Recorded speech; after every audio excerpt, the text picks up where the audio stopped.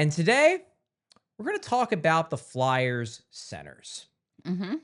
Long, a position of major weakness for the Philadelphia Flyers. And still a position of major weakness for the Philadelphia Flyers. Yes. But perhaps not as big of a position of weakness as it has been in the past.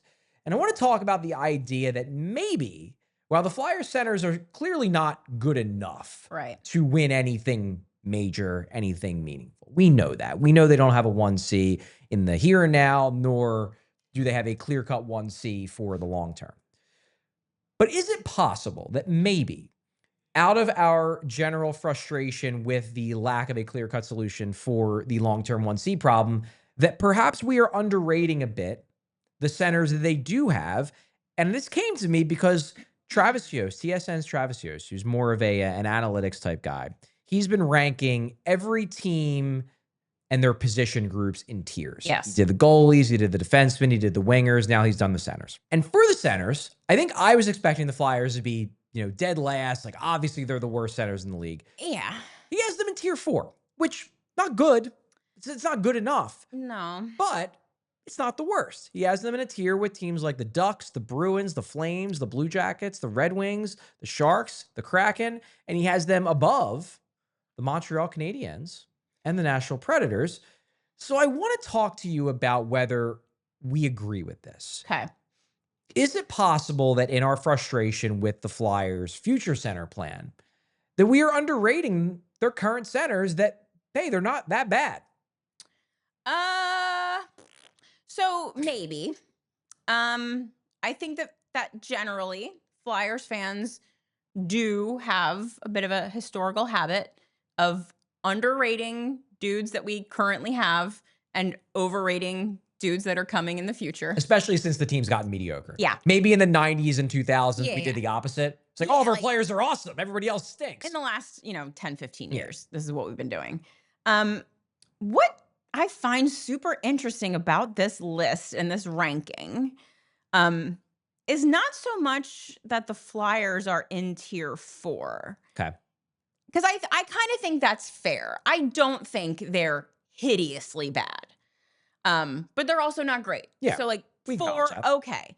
I find it curious the teams that are also in tier 4 with the Flyers, and I find some of the teams that are above them in tier 3 to be a little bit curious. Interesting. Okay.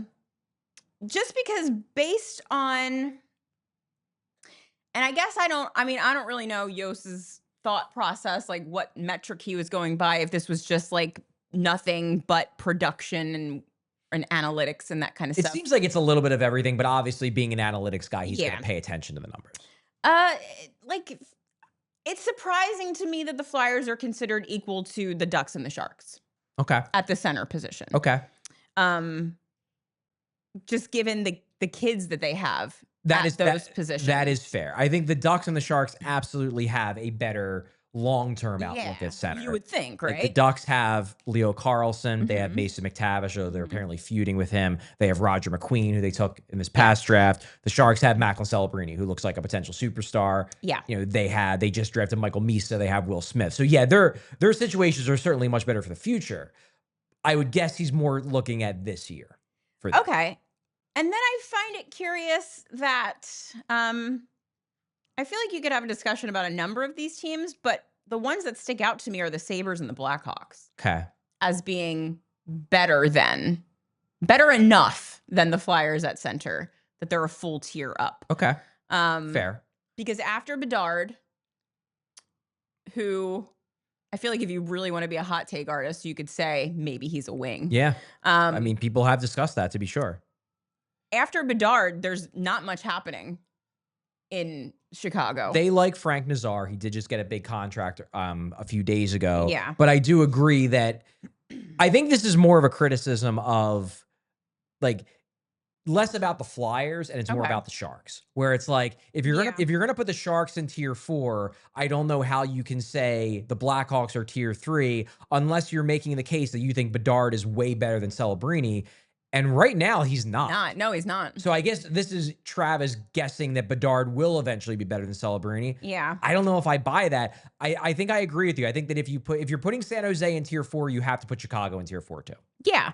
And then the Sabres at center. I mean, Josh Norris, not bad. I mean, there's just nobody. I guess they're going with Tage Thompson. I mean, I know he played wing last year, but he has been a center. Yeah, that's true. And I think and Ryan McLeod's good. I have a less of an issue, I think, with the Sabres because I'm looking at Thompson and Norris. Like, they traded for Norris because that was in the Dylan Cousins trade. I have my questions about him, but I see what they're betting on. And Ryan McLeod, I think, is a really good 3C. Yeah. So if you're assuming Thompson is the 1C, I think I buy them more. I'm on board with you with Chicago, though. No, that doesn't make much sense to me.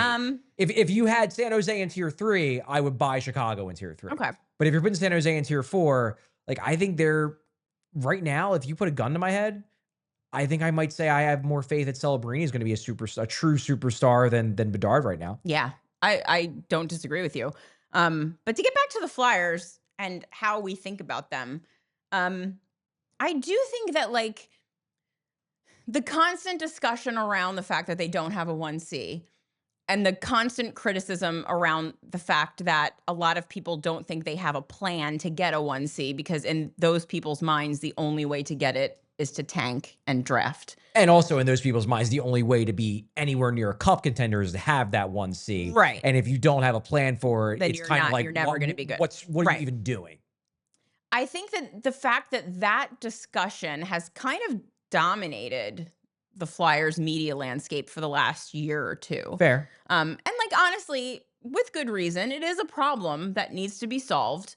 And when the team's not doing well, it's like a very obvious bullseye that you can point to and be like, they're bad because this, and they must fix it or they're never going to be good. That said, when you look at who the Flyers have at center, it's not a tire fire, especially with Zegras now.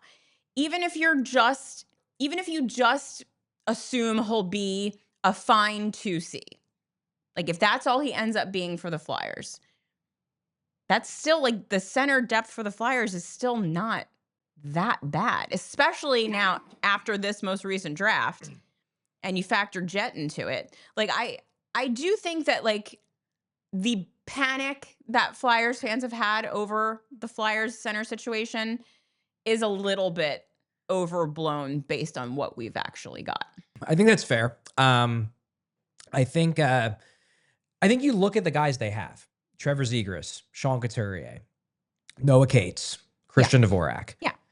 Those are for, at the very least, NHL caliber centers. Functional centers, yes. I think Couturier, at the very least, is a quality middle six center. Yep. Zegras is a question mark, but he has the plausible upside to be a top six center. Yes. Noah Cates is a good 3C. Very good. And Christian Dvorak is probably a passable 3C. Yeah. That is good depth. What they don't have is the clear cut, yes, this guy is a stud. Sean Couturier was that at one point. Yeah. He isn't that anymore, even if he's still good and probably better than a lot of his detractors believe. But he's not the going to be competing for the Selke every single season, near point per game, elite advanced metrics guy that he was 4 or 5 years ago, to be sure. Zegras is a question mark, but the talent is obvious. You can see it. But even in a world where Zegras has to move over to wing, like Couturier, Cates, Dvorak, while it's not good, it's a disaster. It's probably better than, like, the Predators, who are rolling Ryan O'Reilly and then no one. Yeah, because Steven Stamkos, like, can't play center anymore. Right. Because he's old. Yeah. Like, their 2C on daily faceoff is Fedor Svechkov, who is a young player who is, like, not a clear-cut NHLer. Right. Then they have Eric Halla at 3C, who, like, has played for half the teams in the league at this point. He signs 1-year deals with everybody. That's just what he does. And even Montreal. Like, Montreal's the other team that Yost had in his tier 5 below the Flyers. Nick Suzuki, great. Love Nick Suzuki. Kirby Dach, maybe. You know, he's been injured a lot, and he's never really lived up to expectations. But fine, you want to put him in the Zegras pile? Then after that, it's like, yeah, who else they got? Not really anybody. Slavkovsky, Caulfield, and Demidov, they're all wingers. Yeah. They're not centers. No. The Flyers do have depth. And they go into the season. Me and Bill talked about this last week when we were talking about Jet Luchenko, about the fact that it really wouldn't, objectively, it would be a step back if Luchenko doesn't make the Flyers out of camp because he made the Flyers out of camp last year. Yeah. But number one, circumstances are a little different. John Tortorella isn't here anymore. Right. So John Tortorella was very clearly one of the guys who was really pushing for Jet to stay, in part because he hated Sean Couturier.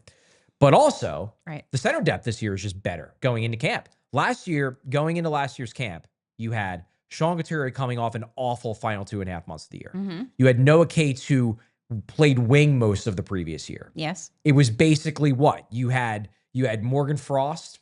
Like he was your guy. You had a Coots who you didn't know what he was going to be. You didn't have much. This year you have legitimate guys who at the very least can play. Couturier is still pretty darn good. Yes. Not great, but pretty darn good. Zegras, you're going to be giving him a long look at center. You should. That's the right move. Yep. Cates, quality 3C. Dvorak. Hey, he was playing 3C on the Habs last year. They made the playoffs. Yeah, I mean, it's very easy to poo-poo that signing and contract, but like he is, in fact, a functional NHL center, and he can do something very important: win a faceoff. And win faceoffs. No one on this team except for Sean Couturier can win a faceoff, so that's going to be huge. Like that's going to be an improvement right there. So I do kind of think that if you had asked a lot of Flyers fans before this list came out, they would have said, yeah, bottom tier, for sure. But I do think that when you really break it down, could you argue they're tier 3? Am I getting a little ahead of myself? I don't think you could. I was trying to get there. You could argue tier 3, I think, if you basically say, I know that Trevor Zegras is going to go back to being the guy he was in years 1 and 2. That's fair. If he's that guy, then they're tier 3 all day. I just don't think you can know that. You can hope. You can be optimistic, but you can't know. As the words were coming out of my mouth, I was trying to talk myself into it, and I'm like, nah, force fair. But if he's a 65, 70-point scorer, and then Couturier is your 2C, and Cates is your 3C, and Dvorak's your 4C, or maybe Luchenko is, whatever. That's solid. That's solid. That's real legitimately solid. You know what I would really love to see? I would love to see Trevor Zegras hit at 1, Coots stick at 2, Luchenko at 3, with Cates on wing, and then Dvorak at 4. You know what, Kelly? Ooh, I like it. Might be onto something. And on that note, we're going to end the shootout. Thanks for watching. Thanks for listening. Hit that like button. Hit that subscribe button. And we will see you soon.